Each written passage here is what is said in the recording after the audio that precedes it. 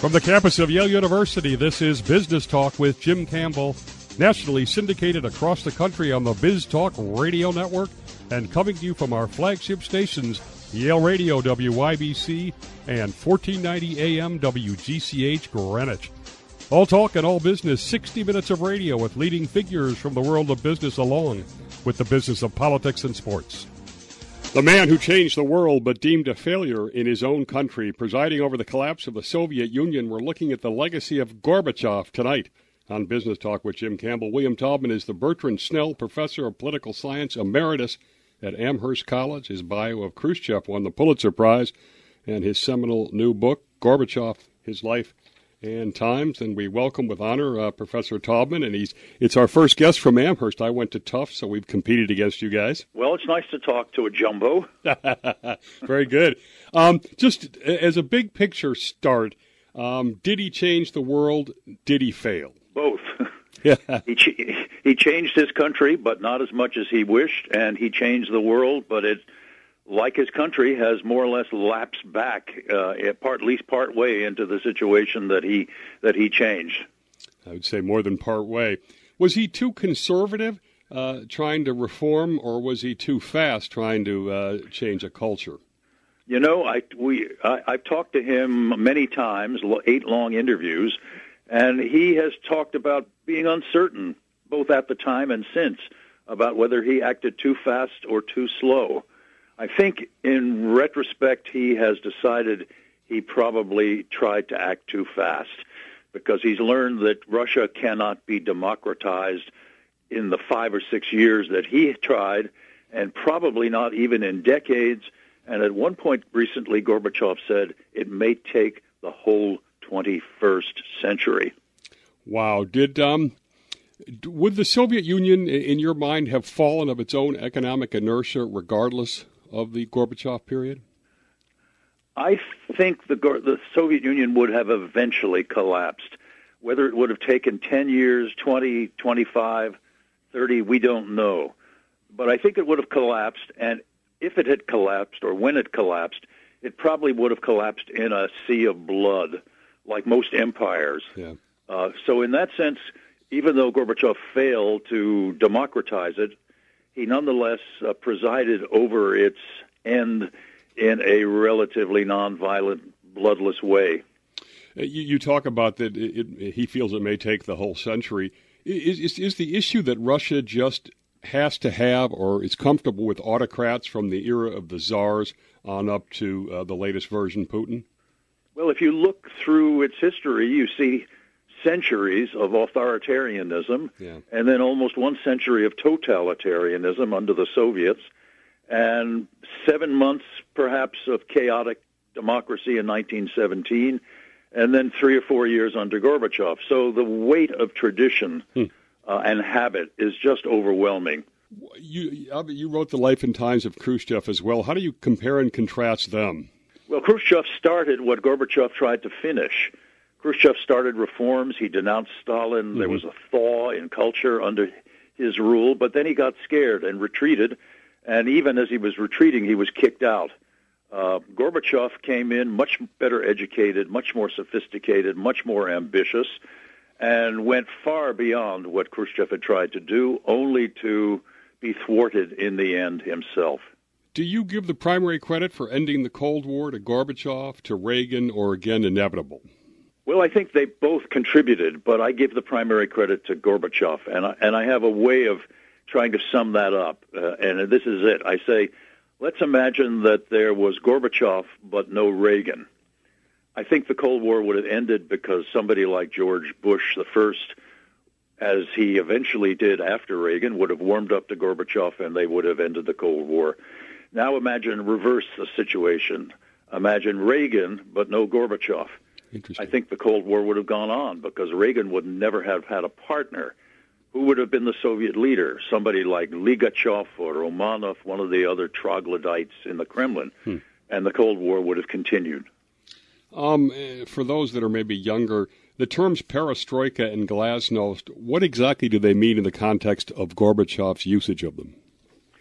Well, Perestroika literally means restructuring, and glasnost literally means openness.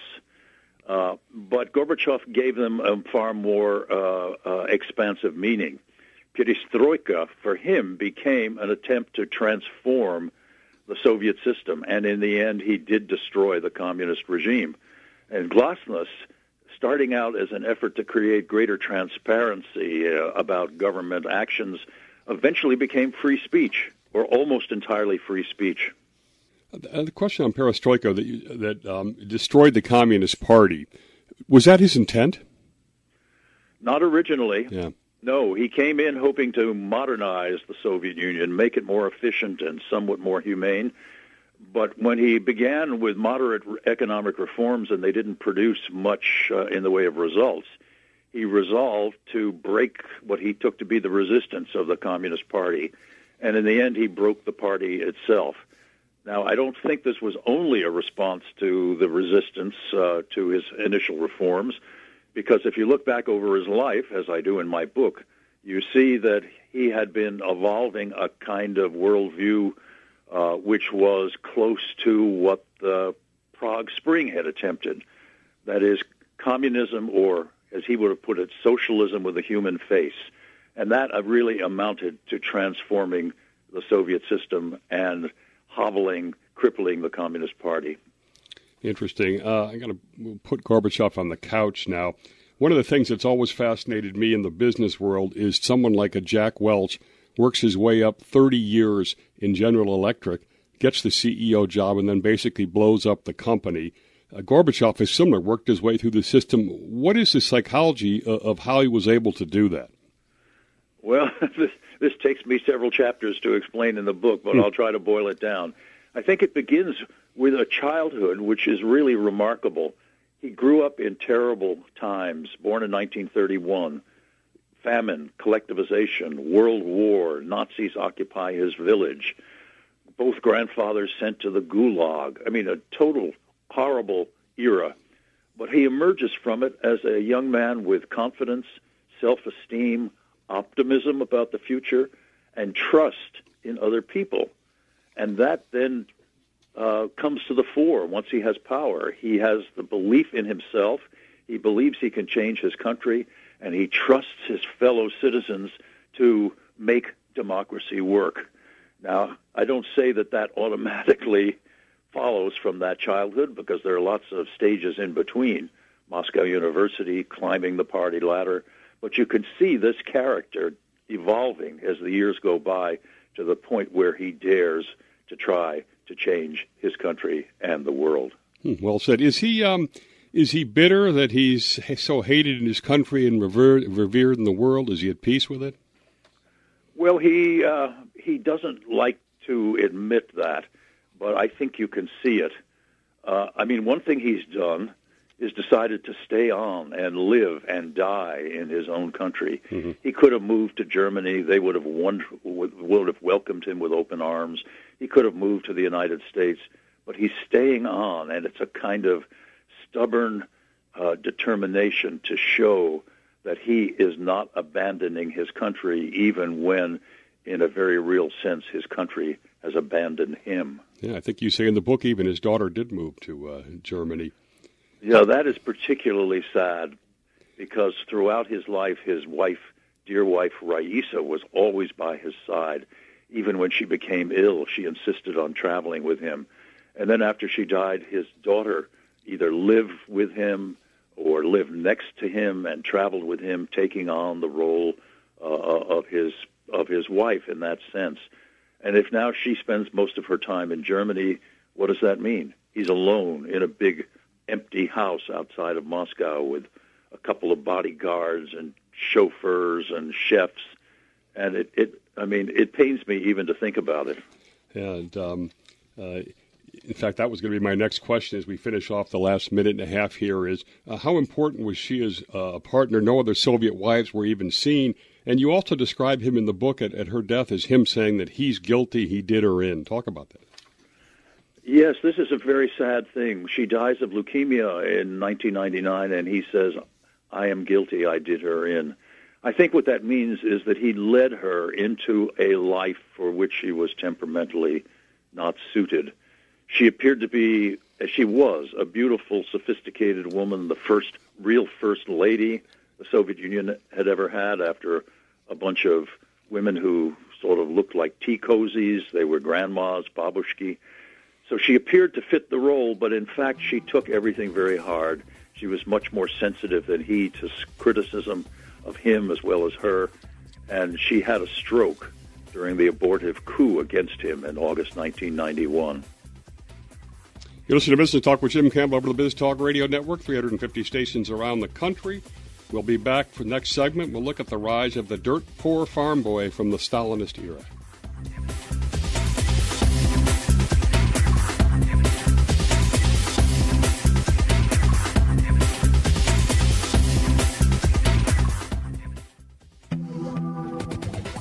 And we're back with Bill Taubman. He's written a definitive new bio on Gorbachev. And in looking back, you touched on it briefly. He was the son of peasants, and you describe him winning the high school Stalin Award, and he ends up, as you call him, the grave digger of the Soviet Union. Talk a little bit about those motivating factors. In particular, does growing up on a collectivized farm, did that show him why the incentives don't work if the stuff isn't privately owned and that kind of thing that drives some of his behavior? At one point when he left his village and moved to Moscow University, he and a dear friend of his, whom I'll tell you about in a minute, were watching a movie about collective farmers. This is an oxymoron, a Stalinist musical comedy, and it showed the joyful farmers bringing in the harvest and the joyful milkmaids buying magnificent fabrics to make beautiful dresses. And Gorbachev leans over and whispers to his friend, it's a lie. It's brute force that makes them work, and there's nothing to buy in the stores. So he knew very well what the collective farms were like, and he knew that in the long run they needed an alternative they needed monetary incentives rather than sheer terror to make people work. How is it that he comes across as such a moral straight arrow, and he goes up through the party, which is full of apparatchiks, drunks, lazy folks, just guys trying to get by? He was a good man. He was a decent man. I think in the end he was too decent for his own country. I guess any politician has to cut corners at various times, and Gorbachev did cut corners in his time, but to be a man who shrank back at the thought of shedding blood, who tried as hard as he could never to use force, and to try to run a country like the Soviet Union with this kind of mentality was probably doomed. I mean, this is a country that had shed oceans of blood in the course of its existence. So he was too good. He was too decent. Reminded me of Jimmy Carter in that way, by the way, the too decent. I don't think he was the prude or the the Jimmy Carter was, but he was a good man. And I've spent a lot of time in the Russian provinces, both when I was researching my book on Khrushchev and then again on Gorbachev. And I met some of the kind of people that Gorbachev worked with as he climbed the greasy communist pole. And they are pretty hard to believe. I remember one time when I was working on Khrushchev, I was in the city of Donetsk, which is now famous for being a battlefield between Russia and Ukraine. And at 9 o'clock in the morning, I was sitting there with some Russian bureaucrats or Ukrainian bureaucrats, and they were drinking vodka as if, out of a water hose. And before my very eyes, they started chasing waitresses around the restaurant and into the kitchen. I was utterly appalled. But this is the way most of them were. They were amoral, they were corrupt, and Gorbachev was not. He was honest and incorruptible. Amazing. So how is it that he ends up, he gets very close, Brezhnev trusts him, confides in him, he gets close to Andropov, who's the ex-KGB guy, and Chernenko. These are the three guys that ran the stagnating part of the era when they were dying off left and right.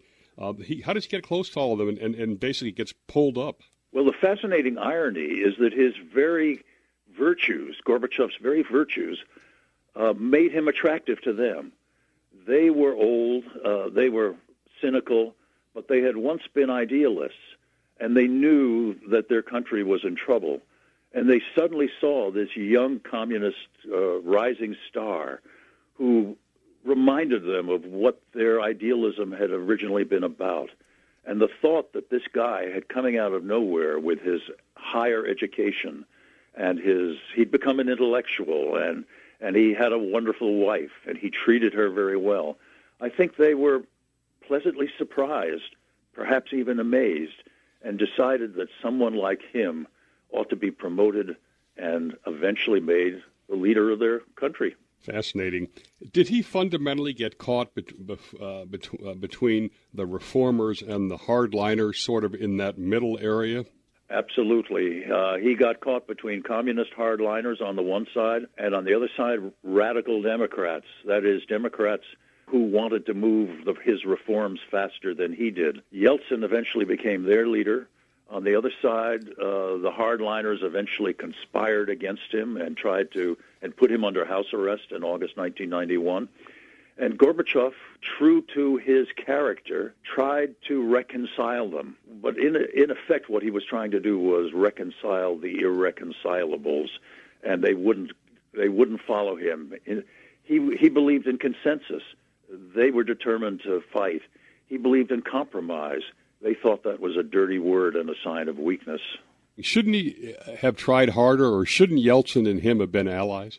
I think he and Yeltsin would have been a mighty team if they had only been able to cooperate, because they both shared certain ideals. They both wanted reforms. They both wanted to democratize Russia.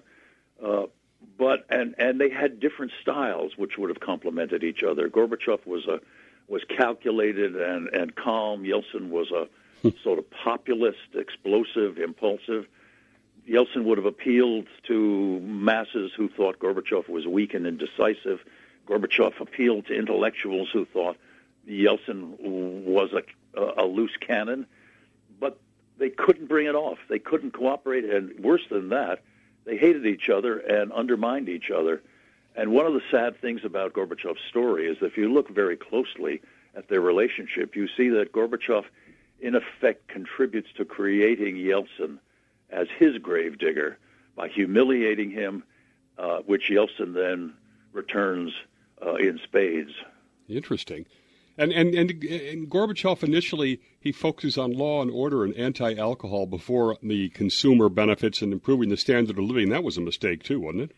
It certainly was. At the time it seemed sensible because Russia has been plagued throughout its existence with alcoholism, and the statistics showed all kinds of horrible results of the alcoholism.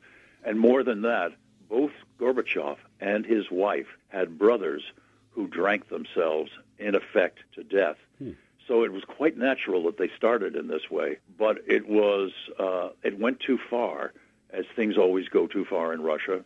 The people down below, the lackeys below the boss, carried it out to extremes. In the Soviet Union, the sale of vodka provided a large portion of the state budget. So suddenly the budget was in trouble as a result of the anti-alcohol campaign. In a sense, the anti-alcohol campaign was the legacy of the old way of doing things. And so Gorbachev started out not with economic reforms, not with democratizing the country. He started out with the old-fashioned notion of prohibition. All right, we got about a minute to go. Describe the coup. I mean, you talk about phone lines being cut and Raisa having a stroke. Tell us about the coup. Well, Gorbachev and Raisa were at their villa on the edge of the Black Sea at the bottom of Crimea. He was taking a vacation a few days before he was to sign the new Union Treaty, which would create a new non-Soviet Union. That was a mistake because one afternoon the phones went dead, and suddenly a delegation from Moscow arrived and confronted him with a choice. Either join us in reversing your reforms or stay here under what amounted to house arrest. And he chose to defy them. They put him under house arrest. He and his wife feared for their lives. They survived, but basically their government, their reform plan, their dreams did not survive more than several months after the attempted coup. You'll see with Business Talk with Jim Campbell. We'll get to Gorbachev on the world stage next.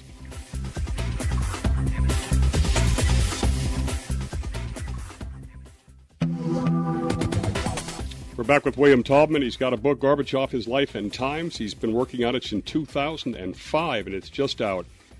In this segment, we'll look at Gorbachev on the world stage. So I got to start with Margaret Thatcher, who was a right-wing revolutionary in her own way, but she felt she could do business with him, right? Yes, she was the one who decided, even before he became the Soviet leader, she decided in 1984, after he visited London, that she could do business with him, and she immediately got on the phone and called Reagan and urged him to try to do business with Gorbachev. You couldn't think of two less likely people that would revolutionize the world in terms of trying to abolish nuclear weapons than Reagan and somebody out of the Soviet Empire. Where did it, on Gorbachev's part, where did this desire to abolish nuclear weapons come from? Well, the first thing that Gorbachev understood from the start of his reign was that if the Soviet Union was to reform itself, there had to be peace. He had to ease the Cold War and actually try to end it, because as long as there was a Cold War, he couldn't get away with shifting resources to civilian uses. He couldn't get away with easing controls at home in a hostile world. So that was the first thing he set out to do. He also understood very well what a nuclear war would mean and wanted, if at all possible, to banish the possibility of that. And lo and behold, it turned out that Ronald Reagan, who had appeared to be a scourge of communism and had called the Soviet Union an evil empire, lo and behold, Ronald Reagan turned out to be the perfect partner for Gorbachev. They didn't know that right away, but they discovered it pretty quickly. And he had in his mind, and both of them, I guess, if they'd signed the deal, that in 86 that there'd be no nukes by 2000. Is that, by the way, fundamentally naive and also risky with terrorists and stuff being left? And I know Thatcher felt that strongly. Well, I think it was certainly naive in the sense that the world wasn't ready for that. In fact, neither country was. In fact, neither leadership group was ready for it. They almost agreed to abolish nuclear weapons at Reykjavik in 1986. But if they had agreed, Reagan would have gone back to Washington and discovered that his Joint Chiefs of Staff and his cabinet thought that was a crazy idea. And I don't think Gorbachev's colleagues liked it either. But, I'd like to add this, that even as they agreed on something as important as that, I think it was the personal chemistry between them that initially created the bond. And in my book, I talk about all the things they surprisingly turned out to have in common. They both came from small towns. They were both optimistic. They were both upbeat about the future. They both trusted things to turn out well. Even their marriages resembled each other, because Nancy Reagan and Raisa Gorbachev were really two of a kind, very sensitive about their husband's welfare, nervous about their husbands coming under criticism, insecure, and as a result, they turned out to be hostile to each other. But the similarities between their husbands created a personal bond. Don't ask me to explain. That may be a contradiction, but nonetheless, I think it's a fact. Fascinating insight. So Gorbachev said that he would accept 50% cut in strategic. He would take the double zero option, not even in intermediate forces in Europe. He would allow SDI in the lab. How close do you think they came, and why was SDI such a hang-up? SDI, as I reflected on this, I realized SDI was like a kind of science fiction phantom. Yeah. Because it made possible, or it seemed to make possible, the abolition of nuclear weapons, because Reagan thought SDI made nuclear weapons irrelevant, or would eventually make nuclear weapons irrelevant. So that prepared him to agree to abolish them.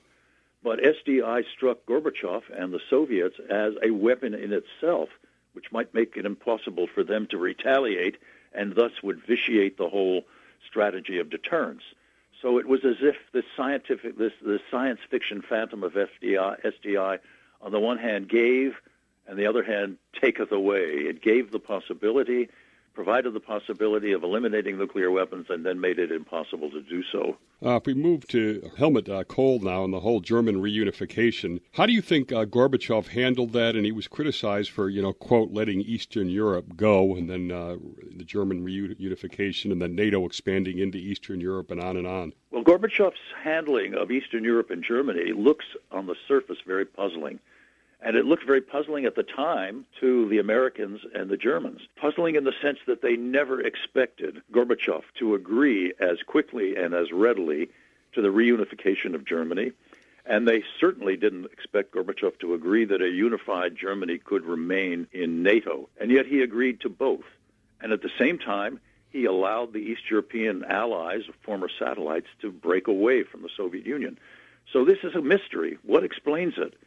In my view, one of the things that explains it is that Gorbachev had a kind of idealistic dream, image of the future of Europe, in which it would come together, East and West, in what he called a common European home. That sounds like propaganda, but he was deadly serious about it. He imagined that the East Europeans might break from communism, but they wouldn't break from the Warsaw Pact.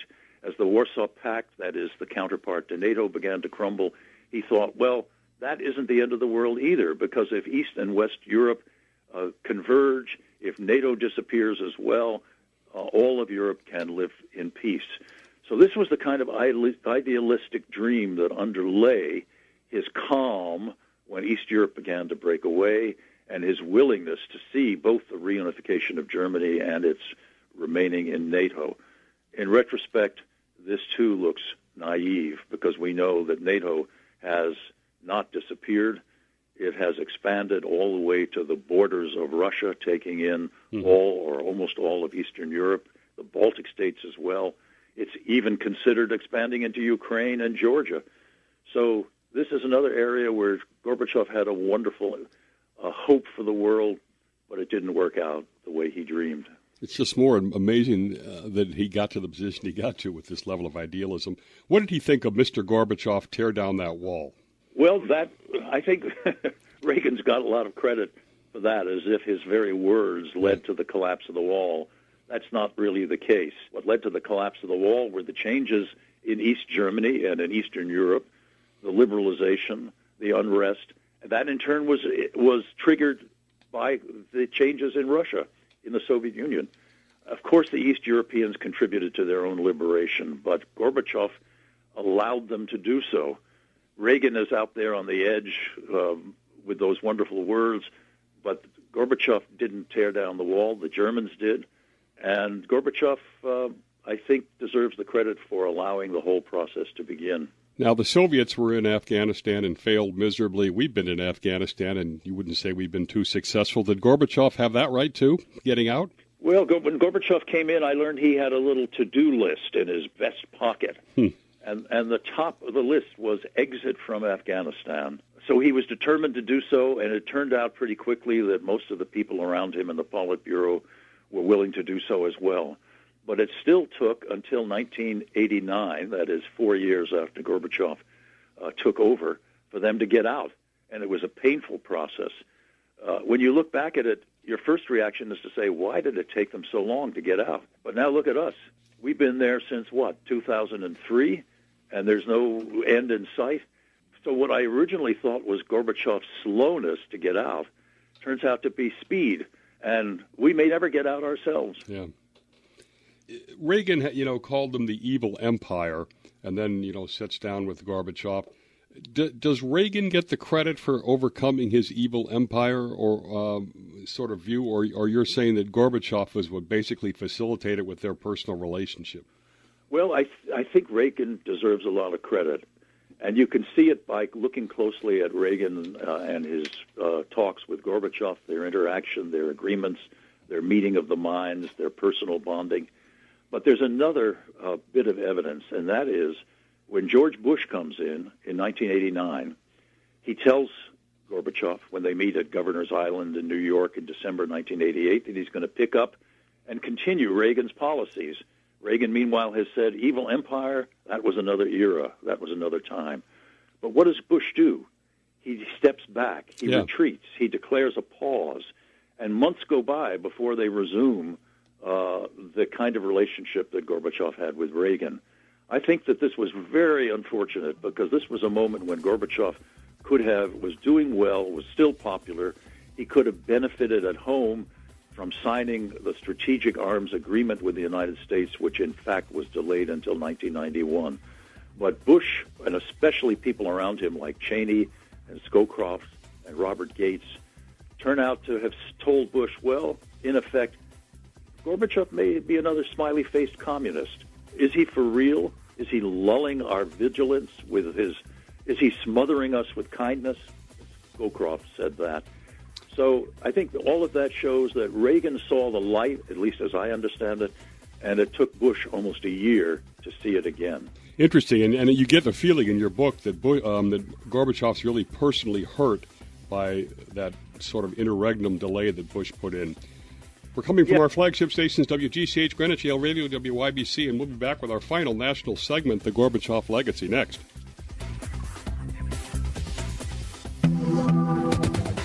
Our guest, Russian historian William Taubman. We're back for our final national segment.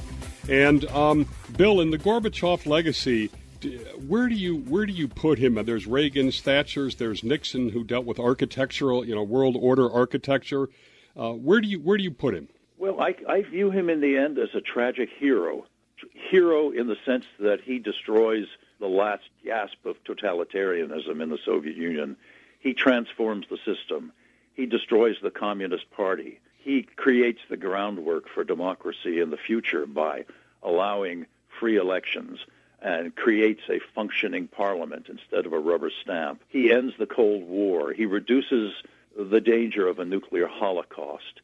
He does all of these heroic things, and yet it ends badly. And it ends badly in part because it was such an impossible task to begin with, but he contributes to the bad end by his own fatal flaws. He's too confident. He reaches so high that he overreaches. In that sense, one has to say that he is a tragic hero in that he not only fails, but that his own fatal flaws contribute to that outcome. It's interesting. I was going to end with this, but it fits with what you're saying, a magnificent failure. I kind of see it as Gorbachev succeeded by failing, and Putin has failed by succeeding. That's very good. Putin, yes, Putin. Gorbachev himself has had an odd relationship to Putin. He's been much more favorable toward Putin than one might expect. He's criticized him very severely at times. He compares Putin's political party, United Russia, to the Communist Party under Brezhnev. But on the other hand, I think I know Gorbachev supported Putin in the year 2000 when he ran first for president. He opposed him in 2012. I think the main thing is that Gorbachev has decided that Russia needs a certain amount of authoritarianism, that it may take a long time for Russia to get beyond that. And so for the time being, Putin sort of fills the bill, although he goes too far. Wow. And I'd say one more thing. Putin has been very nasty to the West, as we all know. Mm-hmm. And Gorbachev has praised Putin's foreign policy. Gorbachev himself says now that the West tore down what he was trying to build, and that after he left power, the West tore us down, looted us. I think Gorbachev feels betrayed by the West. And I don't know this for sure, but I speculate that when Gorbachev sees Putin giving the West such a hard time, he may very well feel that the West deserves it. That's interesting, because I just see Putin is so corrupt, and he has people killed, and we know on, and it seems so different from Gorbachev. So let me ask this question. Does he not understand the nature of power? I mean, Putin seems to understand power. He buys off the oligarchs. He shuts down the media. He has people killed literally if he feels this. Did Gorbachev not understand the nature of power, and particularly within Russia? I think that is a fair hypothesis, but it has to be paired with the understanding that Gorbachev was a magnificent tactician when it came to destroying the old system. Mm-hmm. Where he failed was in creating a new one. I mean, how did he get the communist hardliners to vote themselves out of office, which is essentially what he got them to do? He got the Politburo to approve his reforms. He got them to do that by manipulating them, maneuvering them, by taking advantage of party discipline, by making them feel that if they crossed him, they were threatening the system itself. So he did a brilliant job at that maneuvering, that Machiavellian maneuvering to destroy the old system.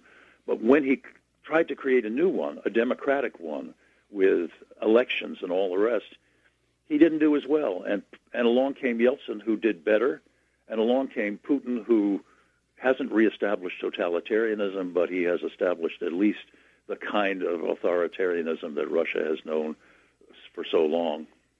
Does he get credit now on the other side of the success part of the ledger for some sort of new world order, reducing nuclear threat, ending Cold War, getting out of office without being killed? Well, it depends how you view the old war versus the new Cold War, Cold War versus the new one. I think the old one was more dangerous, and he ended it. The new one is pretty scary. It's awful in new technological ways, but I don't think that Putin and the ruling over the weakened Russia with a GNP the size of Portugal's is as dangerous as the Soviet Union was as a kind of flawed superpower. So in that sense, Gorbachev ended a more dangerous era, even though he didn't create the kind of new era that he wanted, and instead we've lapsed back, at least part way. Tell us how he's doing now. Has he read your book? What's his health, etc.? He doesn't read English, so he hasn't read the book yet, although I did send it to him. And I got word back from one of his people that he thanks me from the heart, but he says once the Russian edition comes out, he will read it, and then he will give me his impressions. And I'm waiting for those with not quite knowing what to expect, because although the book is admiring, it is quite critical of him at many junctures. And as we all know, I think the thought of a biography is scary to anyone, and we would all hope that if anyone writes our biography, we would want it to turn out as praising as possible, and we'll see what he thinks of mine. When will it be in Russian? Will they allow that, or? Oh, yes. It's being translated now. They hope to have a final Russian text by the end of the year, and they'll bring it out. And that's one of the differences between Putin's Russia and the old totalitarian Russia. Books like this can be printed. There is one newspaper in Moscow which Gorbachev co-owns, Novaya Gazeta, which tells the truth. There's one radio station, Echo Moskvy, which tells the truth. Russians can travel in the West. They couldn't do that without permission. So Russia it's a pretty grim place, and Putin is a pretty bad guy. Bad as it is, I think it's better than it used to be. Yes, I guess bad is relative in Russia. As we finish off now, in the book you quote Raisa as saying, it turns out you have to die to be understood. Is that going to be the same with her husband? I think it is. I imagine that when Gorbachev finally dies, there will be a moment, maybe 2 or 3 moments, in which Russians appreciate him and feel nostalgic and praise him. But I think in the long run, in the middle run, they'll probably return so many of them who missed the strong hand when he tried to be reasonable. In the middle run, many of them will regret him again. In the long, long run, my hope is that Russia will still become democratic as the middle class enlarges and gets more active.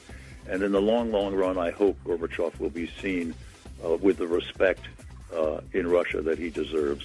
Now, let's hope you're right about the long run. Thanks to Bill Taubman. That book is Gorbachev, His Life and Times. It will become the definitive account of Gorbachev's life. Our next show, we've got Washington Post reporter Amy Goldstein. She's going to talk about the economic decline of a small Midwestern town and how it's emblematic of middle-class unrest with Trump.